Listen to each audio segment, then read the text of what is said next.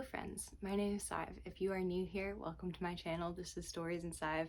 If you are not, welcome back. I have an exciting video today, and that is going to be first week vlog of Spoopathon, which is a month-long readathon revolving around spooky books only, hosted by Spoopy Hall over on her channel, and it is happening right now in October. Admittedly, it's October 2nd. I just didn't get the chance to start this vlog yesterday, but I'm very excited to introduce you to this concept, to this readathon, and also to the books that I'm going to be reading this week. Spoopathon is a team-based readathon where you earn points, and it is competitive. I'm on Team Insomniacs, and I'm very fittedly wearing my Death by TBR sweatshirt because I have pledged to read 9 books this month for the Team Insomniacs, and I think that is doable, but I also recognize that that is a challenge for me. A bit more about the readathon. There's a board, and every week there is waves released because we are in a zombie apocalypse, folks. That's right, zombies are coming, and the objective is to get to Spooptech headquarters and complete the board. I'll throw it up here really quickly so you can see what I'm talking about, and we are starting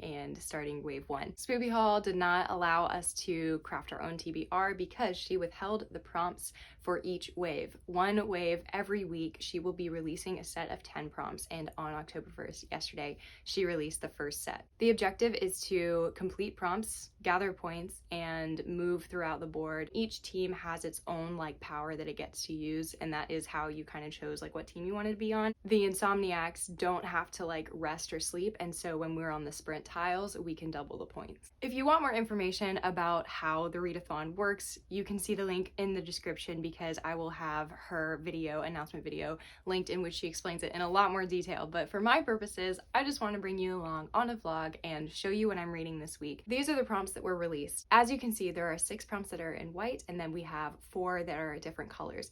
My team is the Insomniacs again, and we are the green color, so I get extra points for accomplishing and checking off the prompt that is in green for my team. When I saw that the prompt was haunted, I got very excited because it fit the book that I was already reading, and that is Mexican Gothic by Silvia Moreno Garcia. This will be the first book that I'm going to look to complete this month. This is my second Silvia Moreno Garcia, and it fits the haunted prompt because it follows our main character as she goes to a town to visit her cousin after she has been newly married, and her cousin has sent a series of disturbing letters which has made our main character's father concerned for her well-being and sends our main character Naomi to Catalina, her cousin. She's talking about the walls coming alive. She's talking about ghosts walking into her room. I feel that this book definitely fits the haunted prompt. I had already started it before yesterday on October 1st, didn't get very far, but I spent a lot of my day reading yesterday, and I am 41% of the way through this ebook. This book has been on my radar for quite some time. It is on my 22 books for 2022, and I'm excited to be able to accomplish it for that reason and also get some points for my readathon right now. Really briefly, the other book I'm reading is Plain Bad Heroines by Emily M. Danforth. If you saw my most recent video, my 24-hour readathon, you will have seen that I was putting in some work on that audiobook.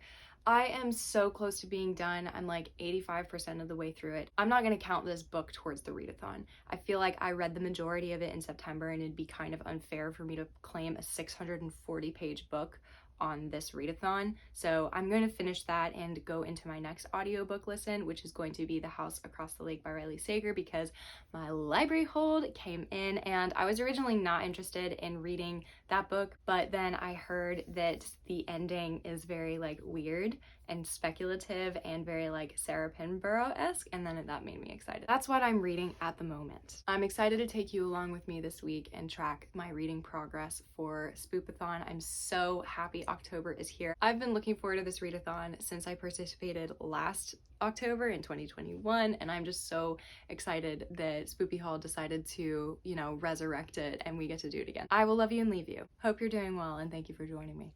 Hello friends, happy Wednesday. I am currently on my lunch break at work, and I haven't checked in with you, but I'm happy to report that I have made some serious strides in my reading so far this week. I finished Mexican Gothic and ended up giving it 5 stars. I finished Plain Bad Heroines and have started The House Across the Lake. I am about 45% of the way through. So I'm closing in on being halfway done with that book, and I'm loving it so far. I'm also probably going to check back when I have a bit more time to talk and give you more comprehensive thoughts on Mexican Gothic. But for now, I have a really exciting library hold that has come in, and I'm going to get it right now. I'm here at the library, and look what I just got. Yay, that's right. Book Lovers by Emily Henry. This is an anticipated book release that came out this year for me. I'm very excited to read it.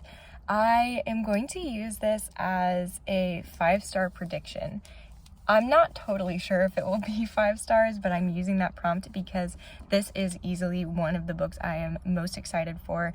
Emily Henry's writing really works with me. I've read the other 2 adult romances that she's put out, and I gave them 4 and 5 stars. So I definitely feel that this could be a 5-star. I am predicting it right now, and therefore I'm using it for that prompt. I haven't introduced this yet, but there are bonus points that you can like apply to your prompts and to your books, and they're called like extra ammo. They're like an additional 25 points, and here's the list right here. And this book was just recommended by one of our hosts, India, from What India Read, in her like favorite books so far of 2022 video that she just put out. So definitely very excited to get some extra ammo points on this one. I regret to inform you all that I am not in the mood to read thrillers or horror. I started a romance book last night, and I'll talk about that later. But the idea of finishing that book and going right into Book Lovers, like that just sounds like so much fun to me. I know that's not really like the focus of what I wanted for my October reading to be, but realistically, I am just like really not feeling being scared right now. So anyways, hope you're all well. I'll talk to you later. Hi, good morning. It is Friday morning, so it's actually October 7th. I think the new set of prompts are going to roll out this day. I did not do a whole lot of physical reading yesterday, but I did make some significant progress on The House Across the Lake. And let me talk about this book because I haven't actually told you what it's about, what's going on. So The House Across the Lake is a thriller mystery novel by Riley Sager, and it follows our main character. She is a ex-actress, and she has recently had a really tough time in the public because her husband has passed away a year earlier, and now on her current timeline she is suffering from alcoholism. She gets a bunch of bad press, and her mother, who is also an actress, arguably better and more famous one, sends her to this lake house in Vermont that is their family lake house. This is significant for our main character because this is actually where her husband passed away. He died in the lake, or he died around the lake somewhere, and so she's back in the lake house by herself, just basically drinking. And she meets this couple, a house across the lake, the Royces, and Tom and Catherine. She begins to observe their house with these binoculars, and she starts watching them because she's got nothing better to do. And she begins to suspect that something is going on between the two of them. There are a couple of other characters in the book that are around the lake house, like either working for someone there, or she has a friend there named Eric who's kind of taking care of her-ish. Not really. He just shows up when she needs booze. The writing is pretty good. It's definitely like carrying the story well, but I'm now about 75% of the way through this book, and I'm very excited to finish because there's been a little shift in tone, and it's quite possible that what I suspected, that there's something speculative, horror speculative going on. The plot has been very interesting so far. I've enjoyed the interactions between Tom and Catherine and our main character, who's, for some reason, I'm completely blanking. I'm pre-coffee, you guys, please don't. Tom is just very intense, and I think she's trying not to read into that too much, but now Catherine has gone missing. She hasn't seen her or heard from her in a couple of days, but her Instagram is active, and she's trying to understand why Catherine would be blowing her off now when they hit it off so well earlier in the book.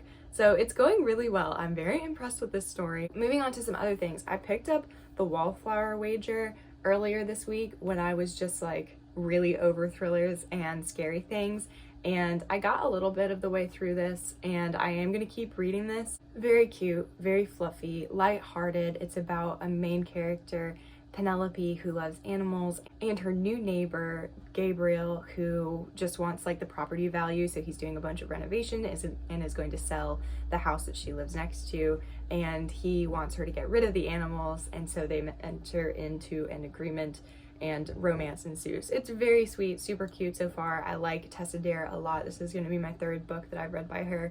This weekend I have a plan, and I'm going to the cabin on a work trip, so I will likely give a wrap up of all the things that I read at the end of this video, but from now on, I'm gonna basically take you into the weekend. I'm not gonna be able to sit down and talk to you because I'm gonna be with people pretty much the whole time.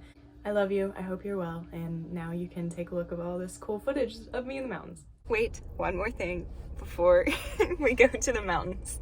I'm on my lunch break and I just want to say, holy crap, this book is insane.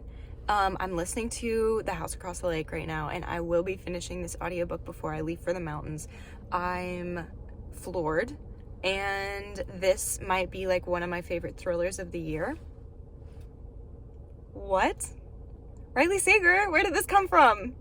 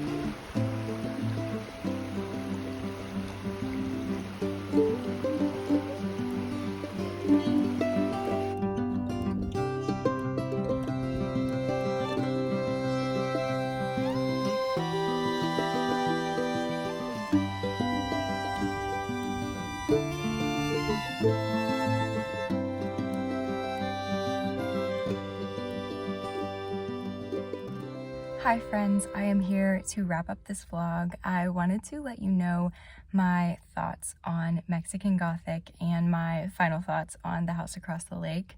So Mexican Gothic ended up being a very big change in tone for me.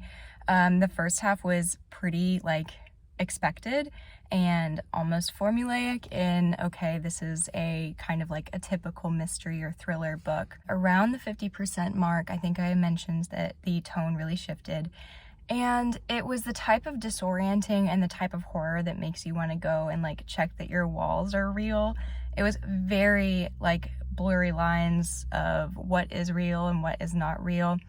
And the main character begins experiencing some manifestations of that in her brain, and it is a sort of infection story almost. It got very gross, very weird, and ultimately I loved it, and I can highly recommend that book. I actually ended up giving this book 5 stars, and I truly love Silvia Moreno Garcia's writing, and I'm definitely going to be continuing to pick up her other books, including Velvet Was the Night, and what is the Mayan god fantasy? I'll put it here up on the screen. Ultimately, so impressed, so disturbed, very visceral. I definitely lost sleep from reading this book, which does not happen to me.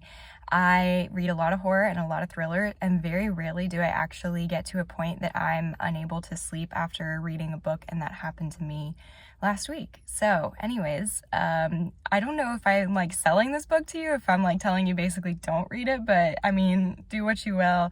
I liked it a lot, gave it 5 stars. I don't know what it was this week about books that kind of lulled me into a sense of safety and then completely flipped the script, because The House Across the Lake did something very similar. I really can't talk too much about this book because other than the plot that I've already introduced you to, it would get into spoiler territory. There's a plot shift in a lot of what you thought was real. When a different context is provided, it just gets very, very, very weird and different, and it was so good, you guys. And yeah, I gave this book 5 stars too. I had 2 5-star reads this week, and I'm just so thrilled. It was a perfect start to Spoopathon. So thank you so much for joining me. I hope that you enjoyed the video, and I hope that your reading is going well for October, whether you're participating in Spoopathon or not. I just wish you all the best. If you would like to see other bookish content from me, feel free to subscribe. I would love to have you. Other than that, thanks again for watching, and I'll see you in the next video. Bye.